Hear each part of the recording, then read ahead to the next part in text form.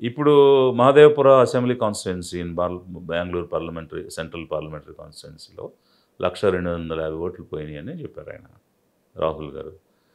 చెప్పినప్పుడు కమిషన్ ఏం చెప్తుందంటే జనరల్గా ఇప్పుడు హ్యూమన్ రైట్స్ వైలేషన్స్ అవి జరిగినాయి, లేకపోతే అత్యాచారం జరిగినాయి, దురాగతాలు జరిగినాయి అన్నప్పుడు పేపర్లో చూసి supreme court, human rights commission, high court suo motu కేసుగా తీసుకుని విచారించి న్యాయం చేయడానికి ప్రయత్నం చేసిన రోజులు మనం చూసాం.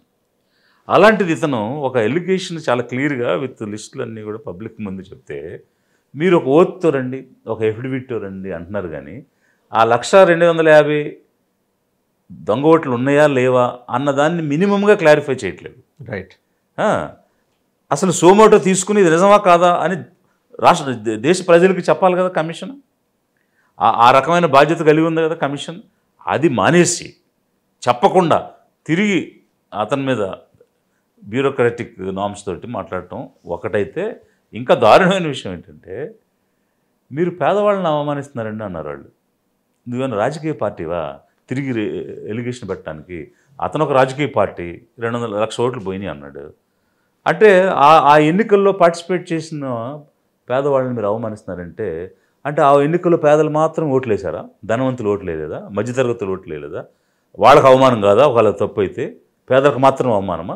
అలాంటి రాజకీయమైన ఒక స్టేట్మెంట్ ఎలక్షన్ కమిషన్ ఎలా ఇస్తుంది? How can attribute you are insulting poor అని ఎలా అంటది? అంటే పూర్ మాత్రమే దేశంలో ఓట్లు కలిగి ఉన్నారా?